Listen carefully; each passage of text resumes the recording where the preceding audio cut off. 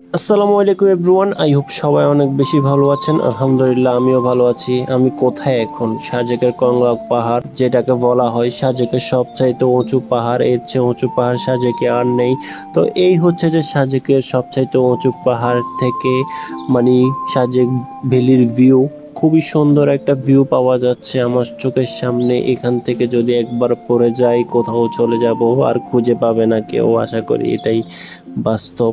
তো আমরা এত কাছে যাওয়া যাবে না। তো এই হচ্ছে যে সাজেকের বাংলাদেশের সাইডের ভিউ। আসলে এখন সাজেকে আগের মতো এত ভালো লাগে না, কারণ হচ্ছে যে আগে যখন কংলাক পাহাড়ে উঠতাম খুবই ভালো লাগতো। চারপাশে হেঁটে হেঁটে দেখা যাইতো, ওই পাশে একটা পাহাড় ছিল, ওইটার মধ্যেও যে দেখা যাইতো।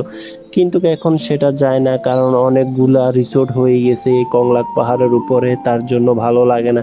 শুধু একটু এই সাইডটাই আছে, এখান থেকে ভিউটা দেখা যায়, আর না হলে কোনো ভিউ দেখা যায় না। বাংলাদেশের সাইডটা শুধু দেখা যায়। আগে ওই পাশে, যে পাশে রিসোর্ট হয়ে গেছে, ওই পাশে গেলে ওই পাশ থেকে মিজোরামের ভিউটা খুবই অসাধারণ একটা ভিউ পাওয়া যেত, কিন্তু এখন রিসোর্টের কারণে পাওয়া যায় না। আর এই হচ্ছে যে সাজেকের খুব সুন্দর মসজিদ, এই মসজিদটা খুবই ভালো লাগে আমার কাছে। আর এইখান থেকে হচ্ছে যে মিজোরাম সাইডের ভিউটা দেখা যায়, কিন্তু মেঘাচ্ছন্ন, তার জন্য কিছু দেখা যাচ্ছে না। আর অলরেডি ঝুম বৃষ্টি চলে আসতেছে, মেঘগুলা দেখতেছেন একদম ঘন কুয়াশার মতো দেখা যাচ্ছে, খুবই ভালো লাগতেছে। কিন্তু আর এখানে আসলে সুন্দর সুন্দর কিছু কুকুরের বাচ্চা দেখা যায়, বাচ্চাগুলো খুবই সুন্দর। তো আমরা হাঁটতে হাঁটতে এখন চলে যাচ্ছি আমাদের রিসোর্টের দিকে। আমাদের রিসোর্টটা ওই যে এখান থেকে সামনে। তো এইখানে দেখতেই তো পারতেছেন অনেকগুলা মেঘ, একদম মেঘে ইয়ের মতো হয়ে আছে, কুয়াশার মতো।